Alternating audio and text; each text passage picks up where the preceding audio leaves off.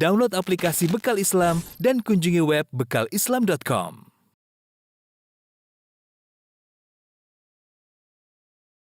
Bismillahirrahmanirrahim. Assalamualaikum warahmatullahi wabarakatuh. Innal hamdalillah nahmaduhu wa nasta'inuhu wa nastaghfiruhu wa natubu ilaihi wa na'udzu billahi min syururi anfusina wa sayyiati a'malina. May yahdihillahu fala mudilla lahu wa may yudlil fala hadiyalah. Wa asyhadu an la ilaha illallah wahdahu la syarikalah wa asyhadu anna Muhammadan abduhu wa rasuluhu la nabiyya ba'dah. Ya ayyuhalladzina amanu taqullaha haqqa tuqatih wa la tamutunna illa wa antum muslimun. Ya ayyuhan nasu taqu rabbakumul ladzi khalaqakum min nafsin wahidah wa khalaqa minha zawjaha wa batha minhuma rijalan katsiran wa nisaa'a wattaqullaha alladzi tasaaluna bihi wal arham innallaha kana 'alaikum raqiba.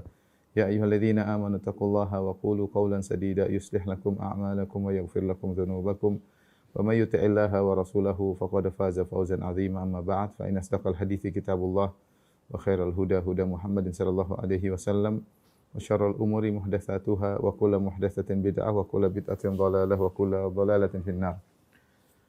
Ikhwani fillah wa akhwati fid din, para jamaah Masjid Ukhuwah yang dirahmati oleh Allah Subhanahu wa taala. Kita melanjutkan bahasan kita dari kitab Al-Kabair tentang dosa-dosa besar, ya.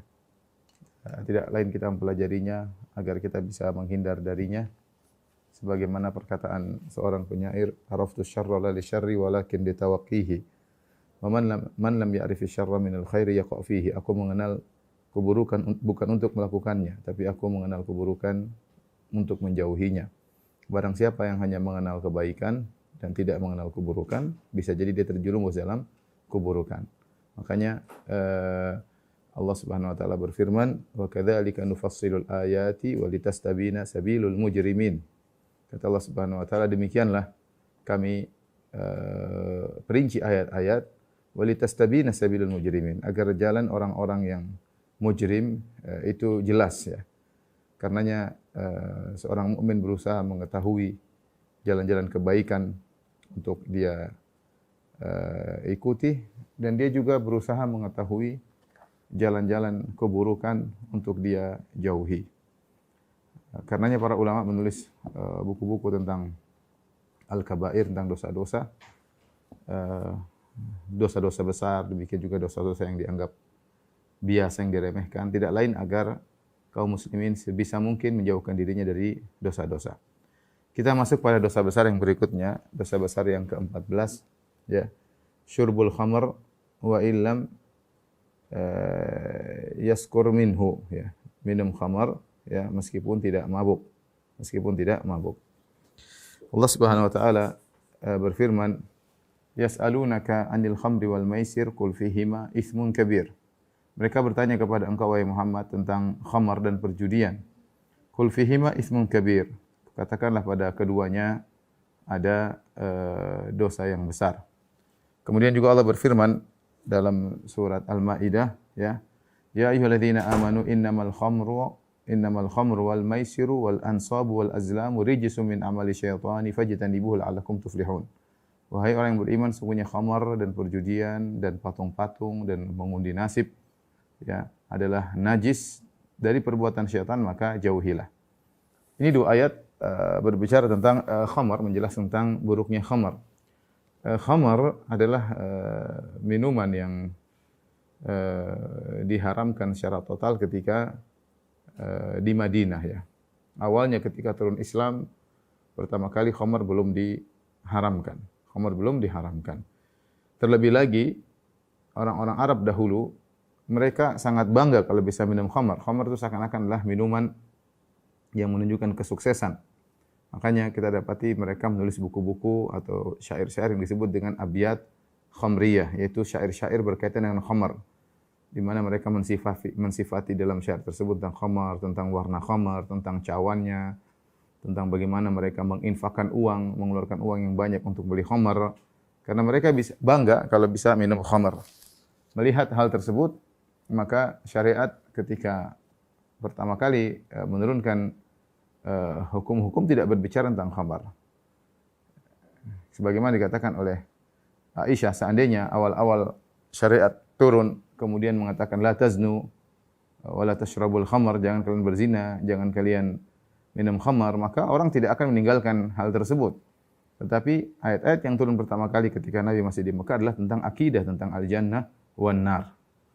Maka ini bisa kita ambil faedah dari sisi berdakwah, bahwasanya dakwah itu butuh prioritas, skala prioritas, mana yang lebih utama dan mana yang perlu dijadikan landasan. Ya, sampai-sampai khamar tidak diharamkan kecuali ketika Nabi SAW sudah di Madinah.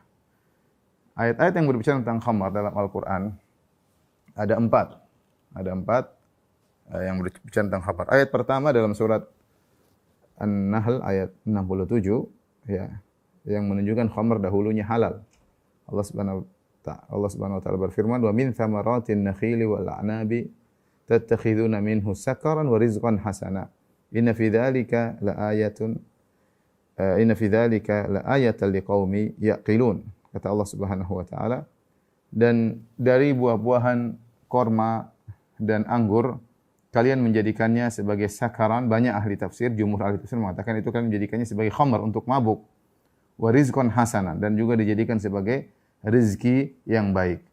Inna fi dzalika laayatan liqaumi yaqilun. Sungguh yang demikian itu ada tanda-tanda kebesaran Allah bagi orang yang berfikir. Di sini awal kali Allah menyebut tentang khamar, Allah tidak menyebut tentang keharaman sama sekali. Cuma Allah menyebutkan bahwasanya dari korma dan dari anggur itu bisa dimunculkan dua, bisa buat mabuk, bisa buat rizqan hasanan. Ya, sekedar Allah tidak mengatakan khamar adalah khabith, tidak, tapi Allah khamar adalah buruk, tidak, tapi Allah hanya menggandengkan khamar dengan rizqan hasanan. Jadi ada isyarat bahwasanya khamar itu tidak baik, ya, tapi belum dijelaskan sama sekali, ya. Ya, ini pertama kali atau ayat yang menyinggung tentang khamar tanpa ada pengharaman. Dan ayat ini turun di Mekah. Ayat ini turun di Mekah sebelum ada pengharaman khamar. Setelah itu turun lagi ayat berikutnya, yang bertanya tentang khamar, ya. Yaitu ya yas'alunaka 'anil khamri wal maisir qul fihima itsmun kabir wa manafi'u lin-nas. Mereka bertanya kepada engkau wahai Rasulullah tentang khamar dan perjudian. Katakanlah pada keduanya ada dosa yang besar, wa manafi'u lin-nas, dan ada manfaat bagi manusia. Wa itsmuhuma akbaru min naf'ihima, tetapi dosanya lebih besar daripada manfaatnya. Di sini Allah bikin lagi perbandingan, tetapi mulai Allah sebutkan bahwasanya sisi yang kuat adalah pengharaman khamar, ya, karena dosanya besar meskipun ada manfaatnya. Allah tidak mengingkari ada manfaat khamar, ada manfaat perjudian. Dengan khamar mungkin orang bisa senang-senang, bisa bergembira, bisa menghilangkan stres, bisa melupakan kesedihan. Dengan judi mungkin bisa meraih uang dengan tiba-tiba, bisa sukses dengan tiba-tiba. Ya, ada manfaatnya. Tetapi Allah bilang wa itsmuhuma akbaru min naf'ihima. Dosanya lebih besar daripada manfaatnya. Ini pun belum belum tegas pengharamannya. Kemudian ayat berikutnya Allah melarang minum khamar ketika hendak salat, ya. Ya. Ya ayyuhalladzina amanu la taqrabus salata wa antum sukara hatta ta'lamu ma taqulun, ya. Wahai orang yang beriman, janganlah kalian mendekati salat sementara kalian dalam kondisi mabuk, sampai kalian sadar apa yang kalian ucapkan. Ketika itu khamar mulai dilarang, tapi larangannya berdasarkan waktu tertentu, yaitu menjelang salat. Jadi seorang boleh minum khamar kalau waktu dari salat masih jauh. Mungkin kalau pada isya dia minum khamar, subuh dia sudah sadar, tidak jadi masalah, ya. Atau dia minum khamar setelah subuh, kemudian nanti kalau zuhur dia sudah sadar, tidak jadi masalah. Jadi belum diharamkan secara total, tapi diharamkan pada waktu menjelang salat. Baru kemudian terakhir Allah turunkan ayat dalam surat Al-Maidah yang tegas-tegas mengharamkan khamar. Allah berfirman, ya ayyuhalladzina amanu innamal khamru wal maisiru wal ansabu wal azlamu rijsun min amali syaitani fajtanibuhu la'allakum tuflihun. Wahai orang yang beriman, sungguhnya khamar dan perjudian dan berhala-berhala serta alat yang digunakan untuk mengundi nasib adalah najis dari perbuatan syaitan, maka tinggalkanlah, semoga kalian beruntung. Jadi kita lihat ternyata ada 4 ayat dalam Al-Quran yang menunjukkan tahapan pengharaman khamar.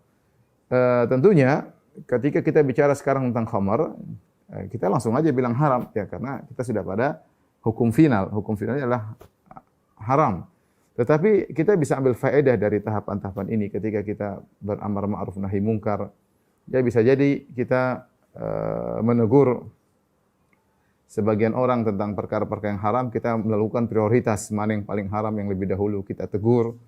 Karena kalau kita tegur secara total, mungkin dia tidak mampu meninggalkannya secara total ya. Tidak semua manusia mampu untuk meninggalkan maksiat secara keseluruhan ya. Namanya hati lemah, masih terpikat dengan perkara-perkara yang haram, maka kita punya fikih melakukan prioritas dalam mengingkari kemungkaran sebagaimana yang dilakukan oleh para ulama. Yang paling utama adalah mengingatkan kaum muslimin daripada kesyirikan, dosa-dosa yang paling besar, baru kemudian bertahap dosa-dosa yang lain dan tidak secara total. Di antara hikmahnya kita bisa ambil dari sejarah bagaimana pengharaman khamar yang tidak langsung ya, ada tahapan-tahapan. Ya, demikian juga mungkin kalau ada orang misalnya melakukan maksiat kita tegur, ini tidak bisa meninggalkan secara total, baru meninggalkan sedikit-sedikit. Kita biarin saja. Kita bilang tidak boleh, tapi kita biarin saja. Mulai dia tinggalkan, sampai dia bisa meninggalkan dengan total. Ya. Taib, ini tidak lain karena khamar benar-benar mendarah daging di orang-orang Arab ketika itu.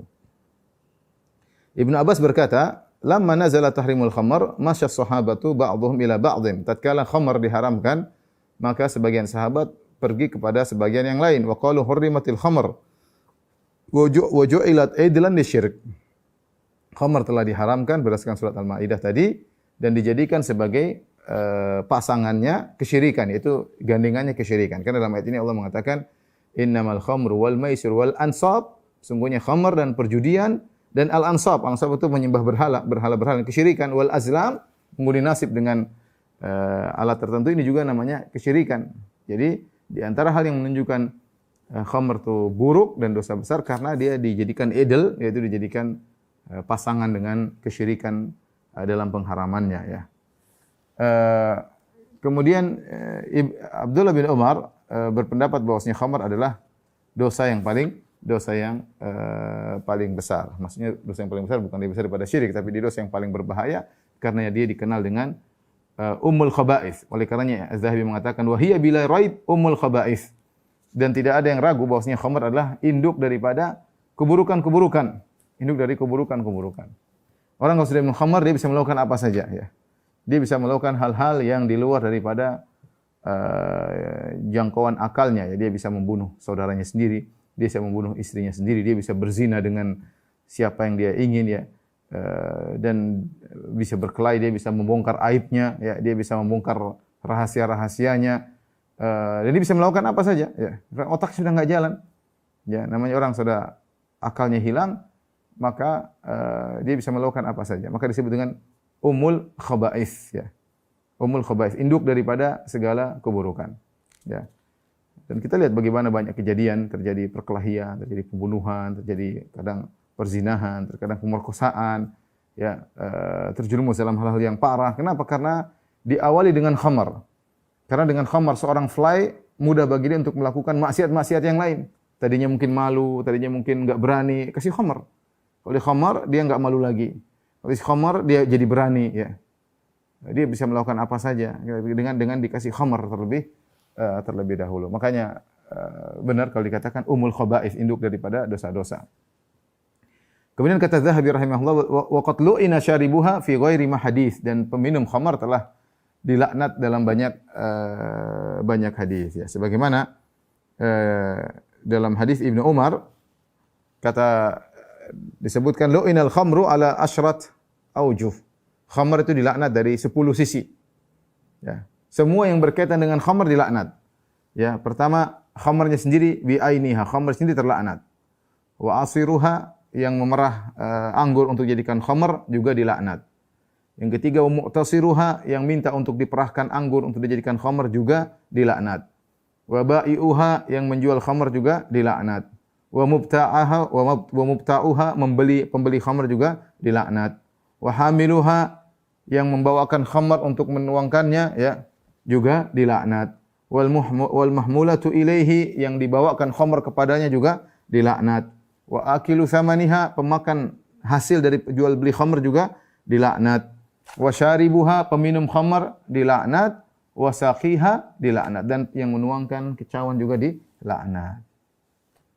Tapi kita kenyataan khamr menjadi suatu, kalau negara orang-orang barat ya, khamr adalah suatu minuman keseharian mereka. Bahkan mereka berbangga-bangga dengan jenis-jenis wine tertentu ya.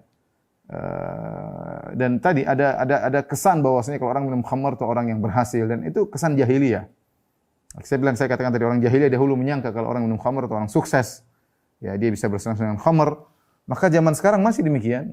Orang-orang kalau sudah sukses kemudian bisa minum khamar seakan-akan orang hebat ya, orang maju, modern dan yang lainnya ya. Bahkan sebagian orang menjadikan botol-botol khamar mereka sebagai hiasan di rumah mereka.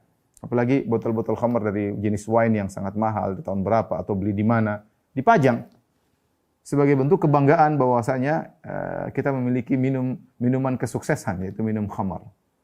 Ini adalah adat jahiliyah yang masih ada di sebagian kaum muslimin. Kalau orang-orang barat, orang kafir, mereka jelas bangga dengan khamr. Tapi kita bicara tentang kaum muslimin. Ya. Kaum muslimin, sebagian mereka tadi merasa bangga kalau punya berhasil minum khamar.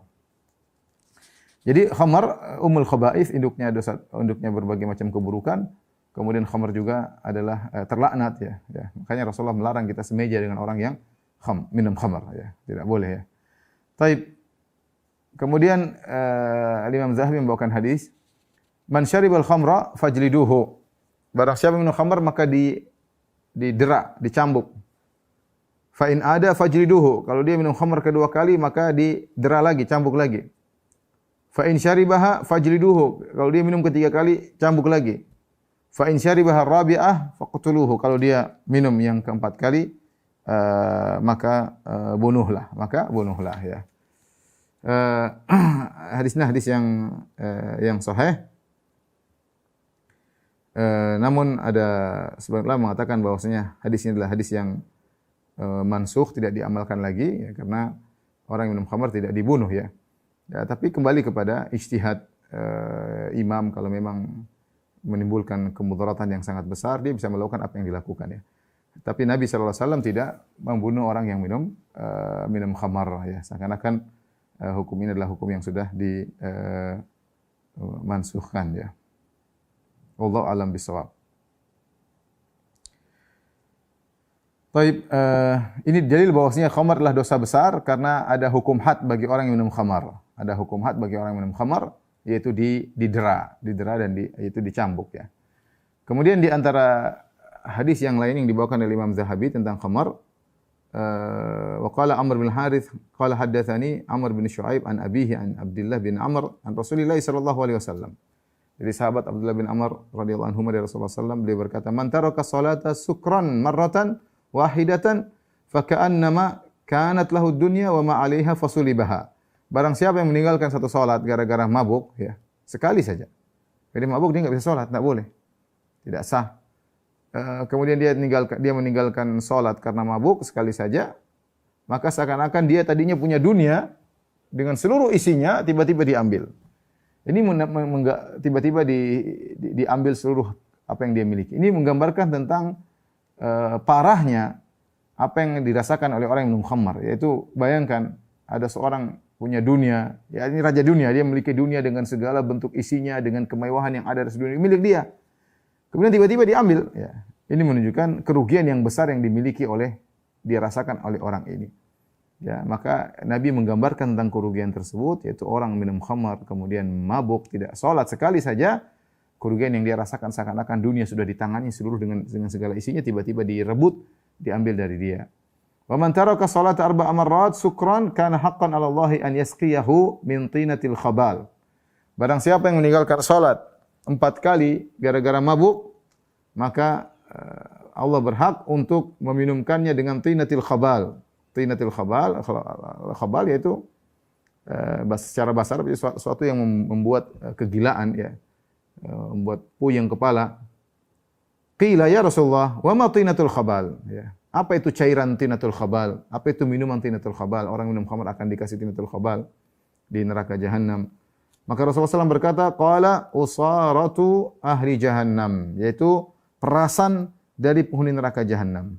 Itu air yang keluar dari penghuni neraka jahanam. Apakah dari dari kemaluannya, ataukah dari mulutnya, ataukah dari nanahnya, ataukah dari darahnya.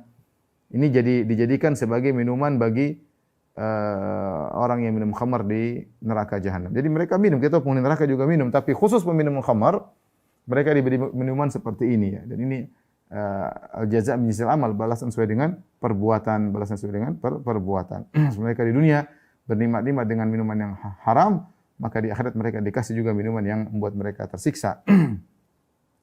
Wa an Jabir an Nabi sallallahu alaihi wasallam, dari Jabir radhiyallahu anhu dari Nabi sallallahu alaihi wasallam, beliau berkata, "Inna 'ala Allahi ahdan liman yashrabul muskir an yaskiyahu min tinatil khabal."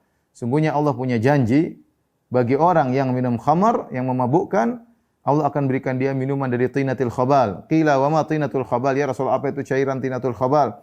Qala araqu ahlin nar, yaitu keringatnya penghuni neraka jahanam. Ya.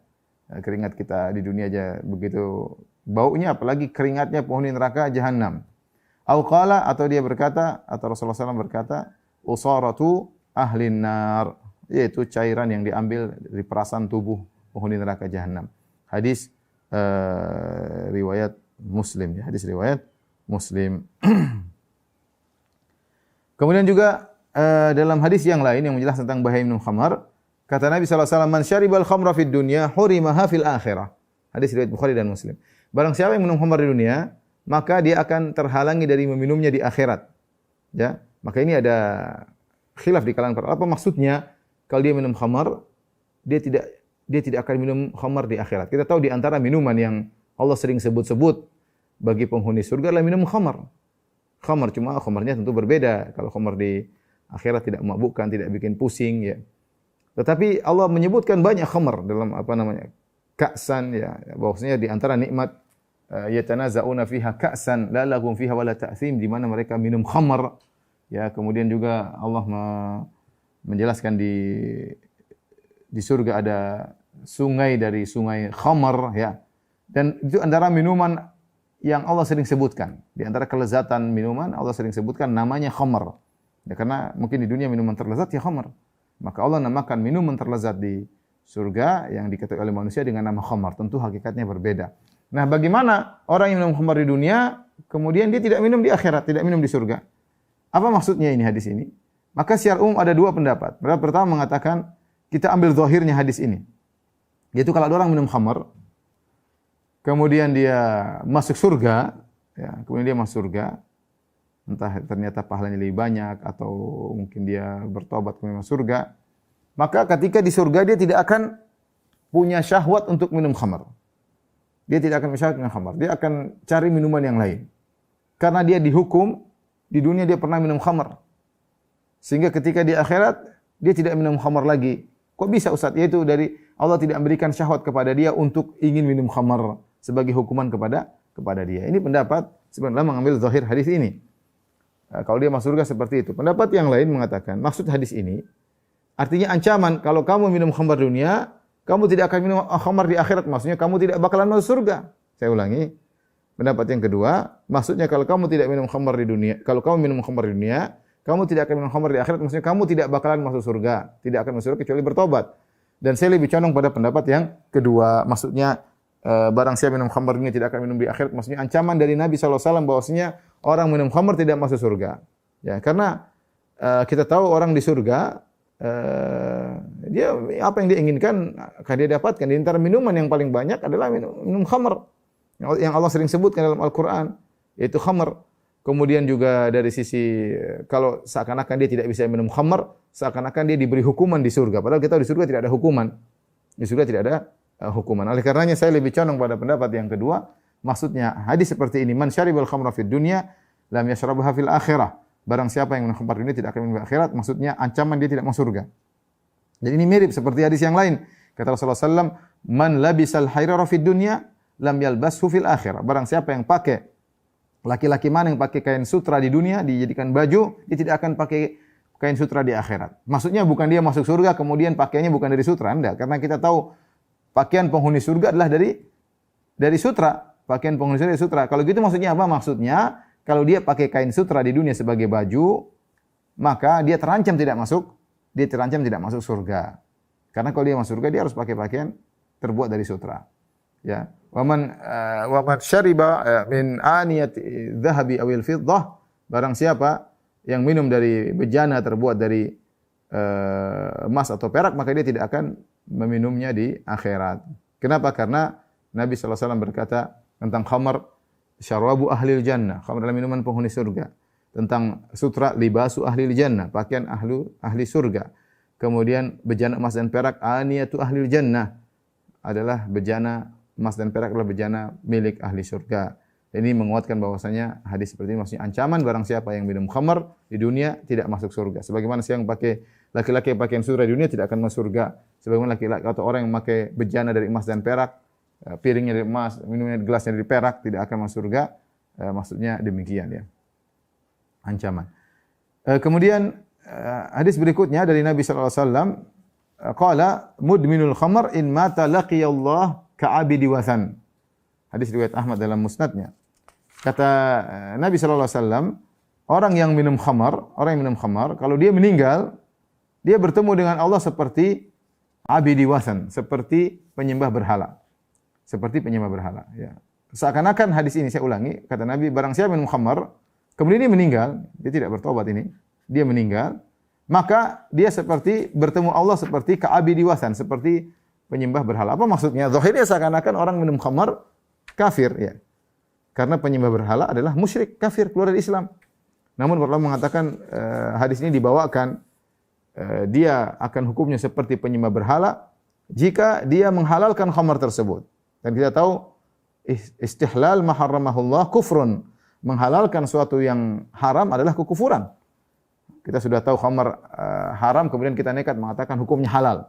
Jadi kalau dia minum khamar dalam kondisi meyakini bahwasanya khamar itu hukumnya halal bagi dia, maka dia telah kufur, maka hukumnya sama seperti penyembah berhala. Ya, ini tafsiran yang pertama. Adapun kalau kondisi dia ternyata dia tidak merasa khamar itu halal dan dia merasa khamar itu adalah haram dan dia merasa berdosa sebagaimana pelaku-pelaku maksiat yang lain, seperti sekarang banyak orang melakukan zina, banyak orang memakan riba, banyak orang mencuri. Mereka tahu itu haram. Tidak ada yang mengatakan zina halal meskipun pezina. Ya, cuma tidak ada pilihan lain. Meskipun mungkin mereka suka dengan perbuatan tersebut, tapi mereka tahu hukumnya haram. Ya, sama pezina tahu hukumnya haram. Mereka tidak menghalalkan. Ya. Sama, kebanyakan kaum muslimin minum khamar, mereka tidak bilang itu halal. Kita tidak bicara tentang orang-orang Nasara yang mereka minum khamar halal, bahkan terkadang digunakan dalam acara-acara keagamaan mereka. Ya, tapi secara umum kaum muslimin minum khamar, mereka meyakini khamar tersebut hukumnya haram. Nah, kalau dia meninggal tidak bertobat kepada Allah Subhanahu wa taala, maka dia bertemu dengan Allah seperti penyembah berhala, maksudnya dia seperti pemuja khamar. Ya. Seperti budaknya khamar. Ya, orang menyembah berhala benar-benar tunduk kepada berhala, menyerahkan ketundukannya, kehinaannya di hadapan berhala, sama seperti peminum khamar. Dia menyerahkan ketundukannya kepada khamar, benar-benar dia kecanduan, maka hari-harinya adalah khamar, tujuannya adalah khamar, bagaimana bisa beli khamar, pekerjaan bagaimana bisa khamar, seperti dia adalah budak daripada khamar tersebut. Ya. Dan ini menunjukkan bahwasanya khamar adalah dosa besar, ya. Saya pernah ketemu dengan kawan. Waktu kita ke hotel, tahu-tahu di depan lobi hotel ada berbagai macam wine, ya. Kemudian dia mengatakan, Ustaz, dulu waktu masih jahiliyah, ini minuman paling enak adalah wine. Belum bisa menemukan minuman lebih enak daripada wine, ya. Ya mungkin wine berjenis-jenis bermacam-macam, ya. Tapi kata dia ini adalah minuman yang paling lezat untuk di dunia adalah wine, ya. Makanya ketika Allah sebutkan tentang nikmat minuman di akhirat, Allah sebutkan di antaranya adalah khamar. Tentu khamar di akhirat tidak sama dengan khamar di dunia. Taib. Kita lanjutkan, ya. Hadis yang berikutnya, hadis Al-Kabirah atau pembahasan berikutnya Al-Kabirah Al-Khamisah Asyarah, yaitu dosa besar yang ke-15. Dosa besar yang ke-15 adalah kibr wal fakhr wal khuyala wal ujub wat tih, ya. Maknanya mirip-mirip, yaitu sombong, angkuh, ya. Mentang-mentang, ujub, ya, merasa hebat. Ini makna digabungkan oleh Al-Hafidz Az-Zahabi rahimahullahu taala. Namun yang sebenarnya al-ujub adalah tingkatan di bawah daripada kesombongan. Ya. Al-ujub adalah sarana untuk mencapai kesombongan. Kalau orang sombong sudah pasti dia ujub. Tapi kalau orang ujub belum tentu dia sombong. Ya. Tapi dia adalah sarana untuk mencapai pada kesombongan. Oleh karena sebagian ulama menyamakan ujub dengan sombong. Karena hampir begitu berdekatan, orang ujub biasanya sombong. Otomatis itu biasanya. Tapi kalau kita melihat kelaziman, tidak harus lazim dia sombong. Tapi kalau bicara kenyataan, kebanyakan orang ujub, dia pasti sombong merendahkan orang lain. Kenapa? Ujub kan merasa dirinya berjasa. Bahwasanya dia bisa berhasil karena dirinya. Nah, ketika ada timbul seperti dia lupa bahwasanya ini semua nikmat dari Allah Subhanahu wa taala, sehingga dia lupa menyandarkan nikmat kepada Allah Subhanahu wa taala, akhirnya timbullah dia merasa dirinya hebat, merasa tinggi, akhirnya dia kelazimannya dia merendahkan orang lain. Maka ujub, ya merasa diri kagum dengan diri sendiri, ya karena bisa berhasil, sukses adalah sarana menuju kesombongan. Namun karena seperti suatu yang lazim orang yang ujubnya sombong, maka sebagian ulama menyamakan, ya artinya membawakan ujub ya sombong, ya ujub ya sombong, ya. Seperti Al-Imam Adz-Dzahabi rahimahullah ta'ala menggandengkan dosa ini berbarengan. Karena saya katakan tadi, ujub sangat mudah melazimkan munculnya kesombongan. Al-kibr wal fakhr wal khuyala wal ujub mati. Baik. Inilah dosa besar. Dosa besar, ya. Di antara hal-hal yang menunjukkan dosa besar, ya. Al-Imam Adz-Dzahabi menyebutkan dalil-dalilnya. Pertama yang dibawakan adalah firman Allah Subhanahu wa taala, "Wa qala Musa, inni uztu bi rabbi wa rabbikum min kulli mutakabbirin la yu'minu bi yaumil hisab." Dan berkata Musa, sungguhnya aku berlindung kepada Rabbku dan Rabb kalian dari seluruh orang yang sombong, yang tidak beriman kepada hari perhitungan, ya. Jadi ini dianjurkan sunnah kita berlindung dari kesombongan dan juga kita berlindung dari orang yang sombong. Karena orang yang sombong kita tidak tahu dia bisa melakukan banyak hal. Ya. Makanya kesombongan ini adalah, kalau saya boleh katakan, adalah induk dari banyak perbuatan-perbuatan akhlak yang buruk.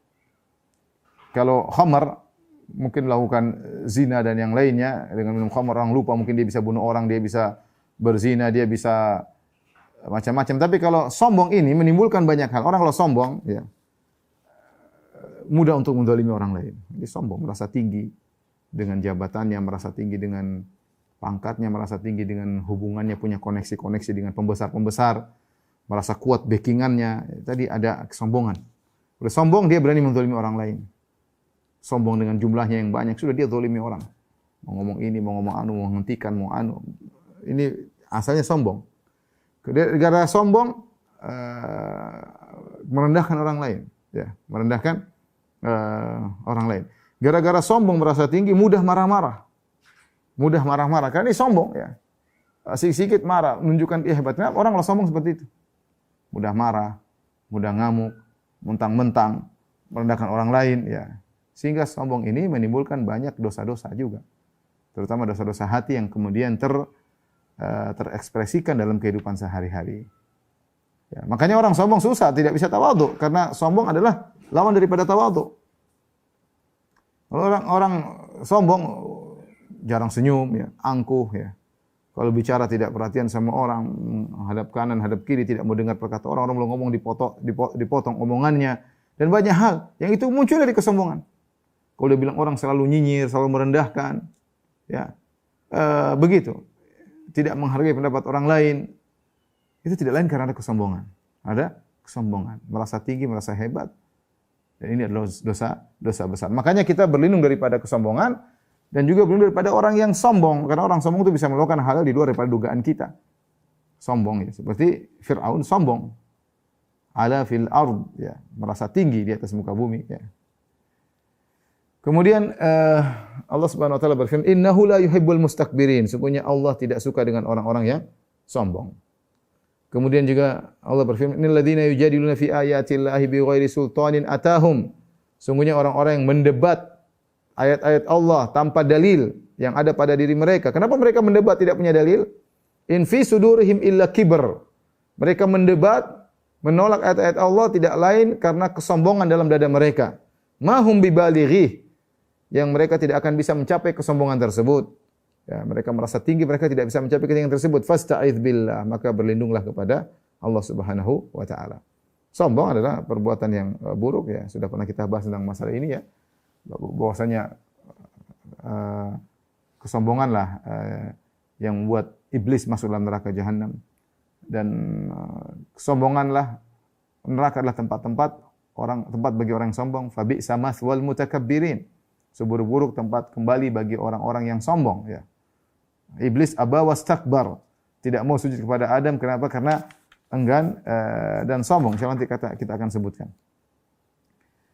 Kemudian hadis Nabi SAW bersabda, la yadkhulul jannata ahadun fi qalbi mithqalu dzarratin min kibr.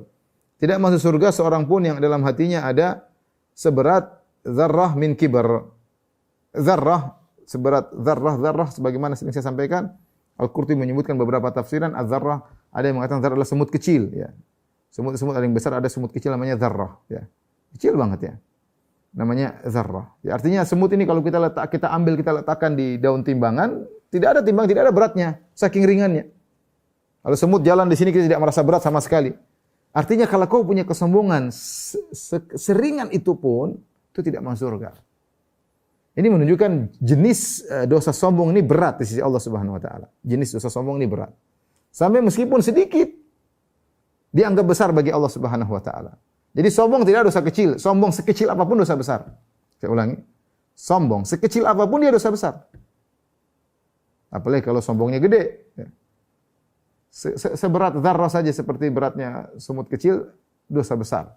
Ada yang mengatakan dzarrah adalah kalau seorang memukulkan tangannya di tanah, kemudian dia bersihkan, kemudian banyak debu-debu di tangannya, dia ambil satu titik pasir atau itulah dzarrah secara bahasa Arab. Ada yang mengatakan dzarrah adalah partikel-partikel yang kita lihat kalau kita buka jendela, ada cahaya masuk, kita ada benda-benda kecil seperti debu. Kalau kita mungkin nggak bisa ambil. Kalau kita ambil itulah dzarrah secara bahasa Arab. Intinya dzarrah itu adalah ungkapan orang-orang Arab dahulu untuk menunjukkan sesuatu yang sangat kecil. Sesuatu yang sangat kecil ya. Ya, sesuatu yang sangat kecil ya. Tapi bukan maksudnya atom dia, tapi sekarang atom secara bahasa Arab namanya dzar. Ya, karena sesuatu yang sangat kecil. Intinya, jika seorang memiliki kesombongan sedikit apapun dalam hatinya, maka itu dosa besar. Jangan coba-coba untuk sombong. Jangan coba-coba untuk sombong ikhwan dan akhwat dengan apapun yang Anda miliki. Dimulai dari ujub kemudian menuju kepada sombong. Ada orang ujub dengan ilmunya, ada orang ujub dengan hartanya, ada orang ujub dengan nasabnya, ada orang ujub dengan ya rumahnya, ada orang ujub dengan organisasinya, ya, ada orang ujub dengan universitasnya. Banyak hal yang bisa buat orang ujub. Ini semua sangat mudah membawa orang menjerumus dalam kesombongan. Makanya saya katakan ujub itu bahaya karena saling melazimi dia dengan kesombongan, berbahaya. Ya. Dan tidak boleh kita sombong dalam apapun, tidak boleh kita sombong, ya. Tidak boleh kita sombong. Karena kata Nabi, barang siapa dalam hatinya ada kesombongan sekecil apapun, maka tidak masuk surga. Ini dalil sombong dosa besar. Kemudian juga Rasulullah SAW bersabda, bainama rajulun yatabakhtaru fi burdaihi. Ketika ada seorang berjalan dan dia sombong dengan dua belah kain yang dia pakai pakaian atas atau sarung yang indah, kemudian pakai rida ya, selendang yang indah, sombong. Ini contoh orang sombong ujub gara-gara pakaian. Idz khasafallahu bil arda, maka Allah pun benamkan dia dalam bumi. Fa huwa yatajaljalu fi ila yaumil qiyamah, maka Allah azab dia digoyangkan di dalam bumi sampai hari kiamat kelak. Waliyadzubillah. Gara-gara kesombongan, sombong karena baju. Makanya kalau orang bisa sombong karena baju, apalagi karena yang lain. Jangan kita anggap sepele masalah sombong. Ya, sombong dengan harta sangat mungkin. Milik kekayaan yang banyak sombong. Apalagi sombong karena jabatan, waduh jangan tanya. Sudah punya pangkat yang tinggi, sudah memiliki kedudukan berbintang-bintang, ya. Wah itu orang mudah sekali sombong. Sudah bertitel, sudah mencapai titel inilah, dokter lah, profesor lah, sangat mudah orang terjerumus dalam sombongan. Ya, maka waspada. Kalau ada orang pernah dibenamkan oleh Allah dalam bumi gara-gara sombong karena bajunya, ya baju apa sih buat orang sombong zaman sekarang? Ya bisa bikin sombong tapi enggak seberapa. Beda dengan punya mobil yang mewah, beda kalau punya misalnya punya jabatan yang tinggi, beda kalau punya perusahaan yang besar, beda kalau punya organisasi besar, beda kalau punya koneksi dengan para pejabat, beda. Ini sangat mudah sombong. Mentang-mentang sombong dengan kekuatannya, sombong dengan ini bahaya ya. Bahaya. Dosa besar ya. Kemudian Nabi sallallahu alaihi wasallam menyebutkan dalam hadis yang lain, yuhsyarul jabbaruna wal mutakabbiruna yaumal qiyamati amsalidz dzar yata'uhumun nas. Bahwasanya orang-orang sombong, orang-orang yang merasa besar pada hari kiamat kelak akan dikumpulkan, dibangkitkan oleh Allah seperti dzar, yaitu seperti semut ukurannya ya. Yaitu mereka dalam kondisi sangat terhina, saking kecil. Jadi mereka dulu di dunia merasa besar, ketika dibangkitkan kecil. Makanya ini al-jazaa' min jinsil amal, balas dengan perbuatan. Sebagaimana kau di dunia merasa tinggi, maka kau akan dibangkitkan dalam kondisi sangat kecil. Sampai diinjak-injak oleh manusia. Terhina saking kecilnya, bayangkan dibangkitkan di padang mahsyar, manusia besar-besar, dia kecil. Ada hewan-hewan, ada singa, ada macan, macam-macam ngeri, kemudian dia hampir diinjak-injak oleh manusia ya. Dalam riwayat yang lain yaksyahumudz dzul min kulli makan. Kehinaan meliputi mereka dari segala sisi. Dari depan, dari belakang, dari atas, dari bawah, semua kehinaan mengepungnya. Makanya hati-hati, sebagian orang sombong luar biasa. Sombong kalau ngomongnya sombong, cara jalannya sombong, bicaranya sombong, mentang-mentang ya. Dan waspada ya. Kesombongan itu memang amalan hati, tetapi akan terekspresikan dalam ungkapan, dalam cara berjalan, dalam cara menulis, dalam cara komentar. Orang bisa nilai ini sombong. Hati-hati. Ya. Dan ini al-jazaa' min jinsil amal, balas sesuai dengan perbuatan. Wa qala ba'dhu salaf, kata Al-Zahabi, berkata sebagian salaf, awwalu dzambin usiyallahu bihi al-kibr. Dosa yang pertama kali Allah dimaksiati adalah kesombongan, yaitu iblis. Qala Allah Ta'ala, Allah Subhanahu wa taala berfirman, wa idz qulna lil malaikati isjudu li Adam fasajadu illa iblis. Tatkala kami berkata kepada malaikat sujudlah kepada Adam, maka mereka sujud kecuali iblis. Aba wastakbar wa kana minal kafirin. Dia enggan untuk sujud dan dia sombong dan dia termasuk golongan kafirin. Maka faman istakbar 'alal haqqi kama fa'ala iblis lam yanfa'u imanuhu. Barang siapa yang sombong menolak kebenaran sebagaimana yang dilakukan oleh iblis, maka tidak bermanfaat imannya. Taib. Apa itu hakikat kesombongan? Nabi SAW menjelaskan, al-kibru safahul haqqi wa ghamsun nas. Al-kibr, sombongan adalah tidak menganggap kebenaran. Menganggap kebenaran adalah suatu kejahilan. Safah itu kejahilan. Menganggap kebenaran adalah kejahilan. Ya. Wa ghamsun nas, merendahkan manusia. Wa fi lafzi Muslim, wa fi lafzin li Muslim, dalam riwayat lain dalam lafaz sahih Muslim, al-kibru batrul haqqi wa ghamtun nas. Sombong adalah menolak kebenaran dan merendahkan manusia. Ini ukuran kesombongan. Sombongan secara ilmiah, dan ini banyak orang tujuh kesombongan. Dijelaskan, diingatkan, dia tahu itu kebenaran tapi dia untuk bela diri dia nolak. Dan ini biasanya menimpa orang-orang dalam perdebatan. Makanya hati-hati. Seorang dai bisa terjerumus dalam hal ini. Ketika dikritiki, dia tahu dia salah tapi dia nolak, dia sombong. Dia sombong. Ya, kalau sudah datang dalil Al-Qur'an dan Sunnah dan kamu tahu itu benar, sudah tunduk. Jangan cari alasan lagi. Sombong kamu. Ya. Menolak kebenaran. Sudah datang penjelasan, lari sana putar kiri, bulat lagi omongannya. Ya sudah, kalau salah aja. Jangan berusaha menolak dalil. Batarul haq, menganggap kebenaran sebagai kesalahan. Menolak kebenaran. Ini salah satu bentuk kesombongan. Yang kedua, salah satu bentuk aplikasi dari kesombongan adalah ghamtun nas, merendahkan manusia. Ini yang paling sering kita dengar, hati-hati. Apa sih fulan itu? Janganlah. Dia bisa apa sih? Lulusan mana sih? Pangkatnya apa sih? Jabatannya apa sih? Ngomongnya dengan sombong, dengan kita sombong. Bukan maksudnya bukan apa, tapi dengan kesombongan. Ya, siapa dia dibandingkan saya? Ya, kadang-kadang seperti itu. Karena kadang-kadang kita kelepasan, hati-hati. Ya.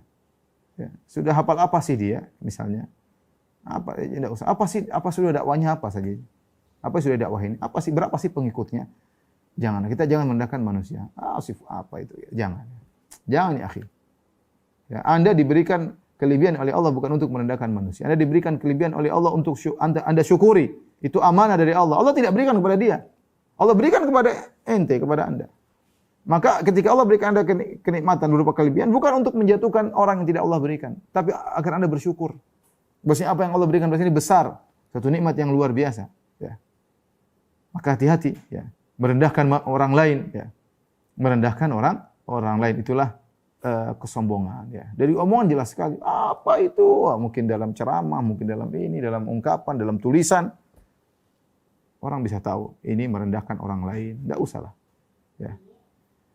Allah berfirman, "Innallaha la yuhibbu kulla mukhtalin fakhur." Allah tidak suka dengan orang yang mukhtal, yang sombong dalam cara jalannya, fakhur yang sombong dalam ucapannya. Ya. Kenapa kesombongan ini dosa besar meskipun sedikit? Qala sallallahu alaihi wasallam, Rasulullah SAW bersabda, yaqulullahu ta'ala. Rasulullah menyampaikan hadis qudsi. Allah berfirman, "Al-'azamatu izari." Keagungan adalah sarungku, wal kibriya'u ridai. Dan kesombongan adalah selendangku. Faman naza'ani fihima. Barang siapa yang coba-coba ingin menyaingiku pada keduanya, keagungan dan kesombongan, alqaituhu finnar, aku lemparkan ke neraka jahanam. Seakan-akan Allah ingin menjelaskan bahwasanya, ya, yang berhak sombong cuma Allah Subhanahu wa taala. Kalian tidak miliki apa-apa. Kalian dulu dari apa? Dari sesuatu yang tidak ada. Kemudian tercipta dari mimma'in mahin, dari air yang hina, ya. Mimma'in dafiq, dari air yang terpancar, air yang hina, yang orang jijik melihat air tersebut. Keluar dari saluran air kencing. Ya. Kemudian kita mau sombong. Makanya ketika ada seorang berkata kepada seorang alim, dia berkata, tidak tahukah kamu siapa? Saya ini siapa? Tahukah kamu saya ini siapa? Maka orang alim tersebut mengatakan, saya tahu. Kamu adalah orang tercipta dari air yang hina yang keluar dari saluran kencing 2 kali. Kamu keluar dari saluran kencing bapakmu ketika berupa air mani, dan kamu ketika lahir juga keluar dari saluran air kencing ibumu. Ya. Dan sekarang kamu berjalan, kamu bawa kotoran dalam perutmu. Dalam perutmu pasti ada kotoran. Dan kalau kamu meninggal, kamu akan menjadi bangkai yang busuk. Itulah hakikatnya. Ya, kalau kita renungkan ini, apa yang mau kita sombongkan, ikhwan? Kita punya kenikmatan ini kalau cabut seketika mudah. Orang sombong dengan badannya yang kuat, tiba-tiba Allah kasih sakit, selesai. Orang sombong dengan kecantikannya luar biasa, atau kecelakaan, atau kena apakah rusak bahan kimia yang dia pakai di wajah rusak, jadi selesai, hilang. Orang cerdas, atau kebentur kepalanya hilang, hafalannya hilang, akalnya. Ya. Orang sombong dengan perusahaannya dikasih pandemi, selesai. Ya. Selesai. Ya. Apa yang kita sombongkan? Tapi sebagian kawan-kawan bilang, Ustaz kita dulu pengusaha besar, saya pengusaha kecil sekarang di masa pandemi. Jadi kita ini nggak bisa apa-apa ya, nggak bisa apa-apa. Yang berhak sombong cuma Allah Subhanahu Wa Taala. Makanya kalau seorang sombong, dia berarti ingin menyaingi Allah. Munaza'ah itu ingin menyaingi. Maka meskipun sedikit kesombongan, jadi kalau sombong dalam hati kita meskipun kecil itu dosa besar, itu dosa besar. Kenapa? Karena ini hak Allah. Hak Allah, tidak boleh ada yang ikut-ikut sombong. Ya, kalau Allah jelas Allah berhak untuk besar, Allah berhak untuk sombong, semuanya milik Allah. Makanya ketika hari kiamat Allah mengatakan, Anal Malik, Ana Dayyan, aku adalah sang raja. Aku adalah pemberi balasan. Aina mulukul ard, mana raja-raja dunia? Tampakkan batang hidung mereka, enggak ada yang berani, takut semua. Lihat orang-orang yang hebat kalau sudah kena penyakit tergeletak di rumah sakit mau ngapain? Enggak bisa apa-apa. Badannya gede, mau jabatannya tinggi, mau duitnya banyak, mau rumahnya banyak, mau anak buahnya banyak, kalau tergeletak rumah sakit enggak bisa apa-apa. Mau sombong apa lagi? Apalagi kalau dari sakaratul maut. Taib. Kemudian Nabi SAW bersabda, ikhtasamatil jannatu wan naru ila rabbihima. Surga dan neraka berselisih di hadapan Allah Subhanahu wa taala. Beradu, berdebat, diskusi. Faqalatil jannah, surga berkata, ya Rabbi, mali yadkhuluni du'afa'un nas wa suqatuhum. Ya Rabbku, kenapa yang masuk kepadaku, yaitu surga, adalah orang-orang yang lemah, wa suqatuhum, orang-orang yang direndahkan oleh masyarakat. Dan Rasulullah SAW pernah melihat penghuni surga, fawajadtu aktsaru ahliha al-fuqara. Kebanyakan penghuni surga adalah orang miskin. Kenapa orang miskin jauh dari kesombongan? Mungkin mereka melakukan dosa yang lain, mungkin. Tapi beda dosa yang mereka lakukan dengan dosa kesombongan. Jenis dosa sombong ini bahaya. Jenis dosa sombong ini bahaya. Fawajatu aktsara ahli al-fuqara, kata Nabi, aku dapati penghuni surga kebanyakan orang miskin. Wa qalatin nar, orang neraka berkata, "Uthirtu bil jabbarin wal mutakabbirin." Adapun aku diutamakan ya dengan banyaknya orang-orang sombong, orang-orang merasa tinggi di neraka jahanam. Ini dalil bahwasanya orang sombong penghuni neraka jahanam. Makanya Allah mengatakan fa bi'sa mathwal mutakabbirin. Seburuk-buruk tempat kembalinya orang sombong. Hati-hati ikhwan, ya. Jangan sombong. Allah Subhanahu wa taala berfirman, "Tilka darul akhiratu naj'aluha lil ladzina la yuriduna uluwan fil ardi wala fasadan." Itulah surga. Kami siapkan bagi orang-orang yang tidak ingin tinggi di dunia. Jangan pernah ingin tinggi, jangan pernah merasa lebih tinggi daripada yang lainnya. Dengan harta Anda, dengan ilmu Anda, dengan jabatan, jangan merasa tinggi. Kalau Anda ingin merasa tinggi, dihormati seluruh manusia, surga tidak akan diberikan kepada Anda. Tilka darul akhirah, itulah surga. Naj'aluha lil ladzina la yuriduna uluwan. Kami berikan kepada orang yang tidak ingin ketinggian di dunia. Wala fasad, dan juga tidak ingin kerusakan. Ya, hati-hati. Allah juga berfirman, "Wala tusair khaddaka lin-nas wala tamshi fil ardi maraha." Janganlah kau palingkan wajahmu kalau ngomong sama orang lain. Sa'ar itu adalah penyakit yang menimpa onta. Kalau kena penyakit tersebut, onta dia suka belok kanan, kepalanya belok kanan, belok kiri. Allah bawakan kepada sifat manusia kalau ngomong sama orang terkadang tidak dilihat. Jabat tangan tidak dilihat kadang-kadang. Memang ya, gitu. Ada sombong kelihatan, dari sombong itu penyakit hati, tapi nampak dari cara ngomong, bersikap, ya. Kalau Anda menyadari diri Anda sombong, perbaiki diri. Hati-hati, Anda melakukan dosa besar. Kelihatannya saja Anda salat, kelihatannya Anda bayar zakat, kelihatannya Anda sedekah, tapi hati Anda penuh dengan kesombongan. Ya. Merendahkan orang lain. Kelihatan dari mana? Dari cara ngomong Anda. Cara jalan Anda sombong. Wala tusaih khaddaka linnas, jangan kau palingkan wajahmu dari manusia. Wala tamshi fil ardi maraha, dan jangan kau berjalan dengan sombongan. Ya Allah, sombong depan bergaya, ya Allah. Ya. Ya akhi, buat apa sih? Ya. Innallaha la yuhibbu kulla mukhtalin fakhur. Allah tidak suka dengan setiap orang yang jalan dengan sombong, orang sombong dengan perkataannya. Ya. Ya, jangan ya. Wa qala Salamah bin al-Aqwa. Ya. Berkata Salamah bin al-Aqwa, "Akala rajulan inda Nabi sallallahu alaihi wasallam bishimali." Ada seorang laki-laki makan dengan tangan kiri. Faqala kul bi yamini. Kata Nabi, makanlah dengan tangan kananmu. Kata dia, la astati, aku tidak mampu. Ya gimana enggak mampu? Tinggal ganti tangan aja mampu kok. Ini orang, mungkin orang munafik ya. Dia bilang saya tidak bisa makan dengan tangan kanan. Dia ngomong begitu sombong. Saya enggak bisa. Padahal bisa, jelas gimana tinggal taruh tangan kiri makan dengan tangan kanan, gampang. Tapi dia jawab di depan Nabi, la astati. Aku tidak bisa.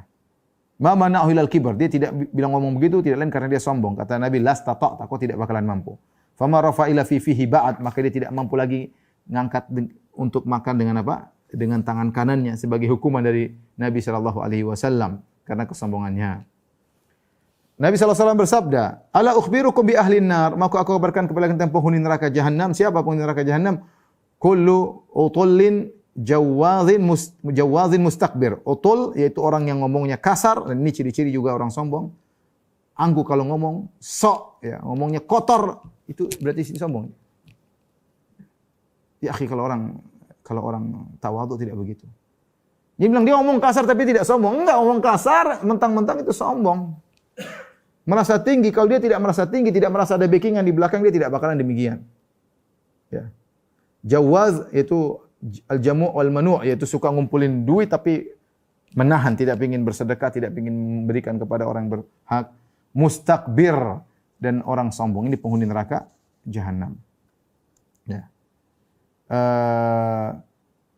Kemudian kata Az-Zahabi, wa qala Umar bin Yunus al-Yamami nabba'ana abi an Ikrimah bin Khalid annahu laqiya Ibnu Umar faqala Ibnu Umar berkata, sami'tu Rasulullah sallallahu alaihi wasallam yaqul, aku mendengar Rasulullah sallallahu alaihi wasallam bersabda, ma min rajulin yakhtalu fi misyatihi wa yata'adhamu fi nafsihi illa laqiya Allah wa huwa alaihi ghadban. Tidaklah seorang berjalan dengan sombong, wa yata'adhamu fi nafsihi, merasa dirinya tinggi, ya, illa laqiya Allah wa huwa alaihi ghadban, maka tidak lain kecuali bertemu Allah dalam kondisi Allah murka kepadanya. Hadza ala syarti Muslim. Ini hadis sahih menurut kriteria sahih Muslim. Ya, hati-hati seorang jangan sombong ya. Ya. Merasa dirinya hebat, tinggi daripada yang lainnya. Ya, ini siapa ya, akhi? Kadang-kadang kita itu merasanya karena kita ini jagoan kampung ya. Kita misalnya kalau saya dulu di sekolah di Papua, ya mungkin kita ranking atau apa, kita merasa yang lain, wah kita sudah hebat. Begitu sampai di Jawa, wis, yang ranking banyak ternyata. Begitu belajar agama, kayaknya kita sudah hafal inilah, sudah pintar ini. Begitu sampai di Madinah, orang semua pintar. Teman-teman hafal Quran, teman-teman bukan hafal Quran, ya hafal syair, bahkan bisa bikin syair. Dan kita ini siapa dibandingkan mereka? Tahu diri kita. Tahu diri. Begitu kita sudah mulai nulis tentang, lihat bagaimana banyak tulisan-tulisan ilmiah. Kita ini siapa sih? Satu orang dibandingkan sejuta orang yang seperti kita atau lebih daripada itu. Terus kita merasa tinggi. Merasa kita hebat, merasa kita ini. Ya, merasa kita diperlukan oleh Allah untuk dakwah. Ya, kalau ente tidak ada juga masih banyak yang lain. Ya. Anda bersyukur kepada Allah. Dimasukkan oleh Allah dalam rel dakwah.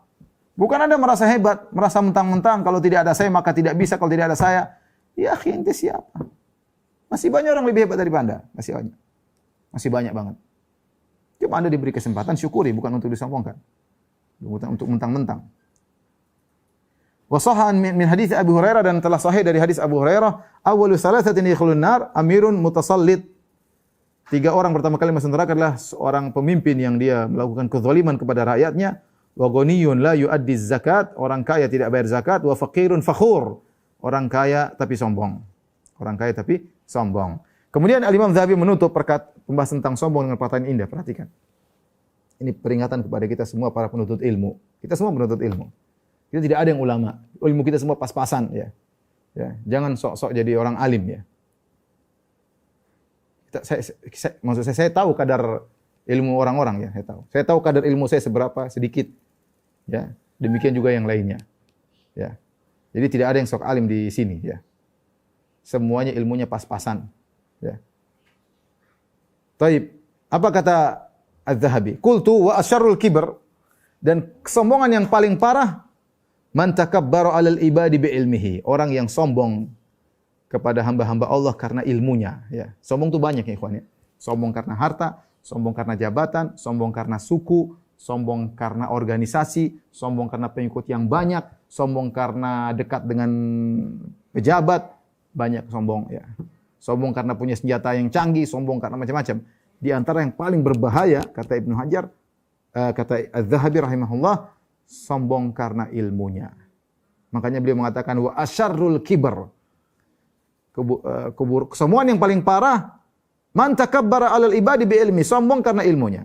Kenapa dia menganggap ini kesombongan yang paling parah? Karena seharusnya ilmu itu buat orang tawadhu. Kenapa ilmu yang seharusnya menyebabkan seorang tawadhu menjadikan dia sombong? Orang harusnya kalau semakin hafal Quran semakin tawadhu. Semakin tahu dia ini hina dina di hadapan Allah Subhanahu wa taala. Semakin orang belajar buku fikih, belajar akidah, dia semakin tahu saya ini siapa. Masih banyak dosa yang saya lakukan, saya akan diminta pertanggungjawaban oleh Allah. Sehingga dia merasa dirinya rendah dan hina, tidak sombong sama sekali. Tapi ternyata ilmu yang dia miliki buat dia semakin sombong. Ini berlawanan dengan tujuan ilmu. Maka dianggap oleh Az-Zahabi sebagai sombong yang paling parah. Lebih parah daripada orang sombong dengan jabatannya. Lebih parah daripada orang yang sombong dengan hartanya. Lebih parah daripada orang sombong dengan sukunya. Kita mungkin lihat orang, mungkin ada pejabat sombong, ya. Biasa orang pejabat sombong. Dia jenderal sombong, ya memang kadang-kadang sebagian mereka dididik untuk seperti itu supaya memang hebat di hadapan anak buahnya. Ada bos sombong, ya wajar dia memang suka marah-marah sama anak buahnya. Tapi orang berilmu sombong, tanda tanya. Harusnya ilmu buat Anda tidak sombong, ya akhi, bukan sebaliknya. Sombong, ya. Taib.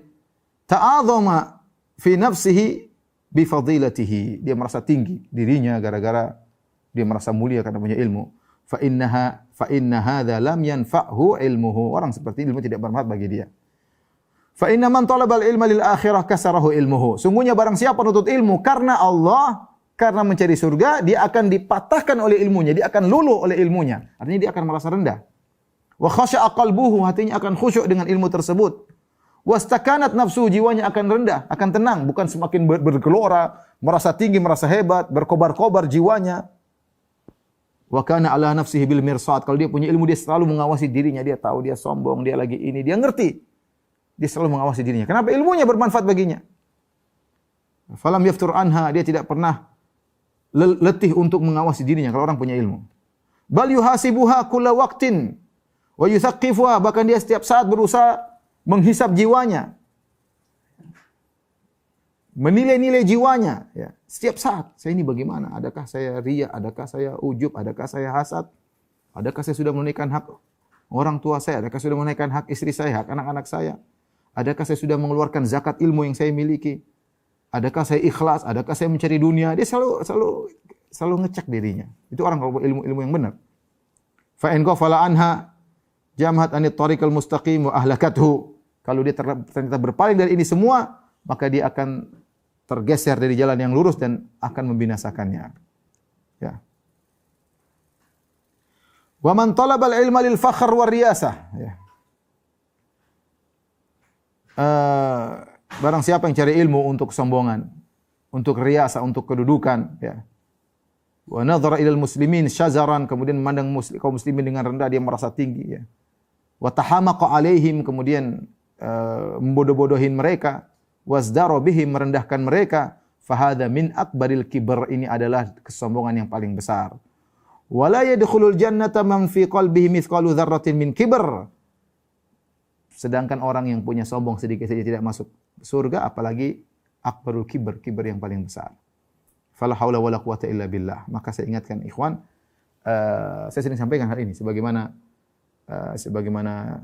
jabatan bisa bikin sombong, harta bisa, ilmu malah lebih cepat bikin sombong kalau niatnya tidak beres ketika kita menuntut ilmu. Ingatlah kita ini siapa, ya. Makanya Allah mengatakan, wala tusair khaddaka linnasi wala tamshi fil ardi maraha innaka lan takhriqal arda wa lan tablughal jibala tula. Kata Allah, janganlah kau memalingkan wajahmu kalau ngomong sama orang. Kemudian wala tamshi fil ardi maraha, jangan kau berjalan dengan kesombongan. Innaka lan takhriqal arda, kau tidak bisa menembus bumi. Ini siapa mau kuat tembus ngebor bumi sampai tembus ke belahan bumi yang lain? Enggak bisa kita. Wa lan tablughal jibala tula, dan kau tidak bisa tinggi setinggi gunung. Kalau kau badanmu setinggi gunung, bolehlah kau sombong mungkin. Oh, semua kecil-kecil, saya gede. Kalau kau kuat masuk dalam bumi, keluar lagi, ya mungkin boleh kau sombong. Kau enggak tembus bumi, enggak bisa, taruh kepalanya rusak semua masuk. Mau tinggi seperti gunung, ya. Kita ini kalau ada orang naik pesawat, kita enggak kelihatan, apalagi di angkasa luar, ya. Kalau tembok besar Cina di angkasa mungkin kelihatan kaki besarnya. Nah, ente kita ini siapa yang lihat? Kalau di atas ukuran kita cuma 1,7, ada yang 1,5, ada 1,6 kali setengah meter kali 70 cm. Terus merasa hebat. Ya ente kalau sudah kita di atas ini enggak kelihatan. Sekarang ente mati cuma butuh tanah gitu, cuma 2 meter kali 1 meter selesai. Udah. Yang seperti ente masih banyak, miliaran orang seperti ente. Terus ente mau sombong? Ya mau sombong. Mau sombong sampai kapan? Bentar lagi jabatan selesai. Bentar lagi udah lupa dengan ilmu yang Anda miliki. Bentar lagi banyak orang lebih berilmu daripada kita. Ya. Apa yang mau disombongkan? Tapi demikian saja apa yang bisa kita sampaikan. Kurang lebih saya mohon maaf. Semoga Allah mengampuni dosa-dosa kita. Dan semoga Allah menjauhkan kita dari penyakit-penyakit sombong dan juga dosa-dosa yang lainnya. Subhanakallah bihamdik. Asyhadu an la ilaha illa anta astaghfiruka wa atubu ilaik. Assalamualaikum warahmatullahi wabarakatuh.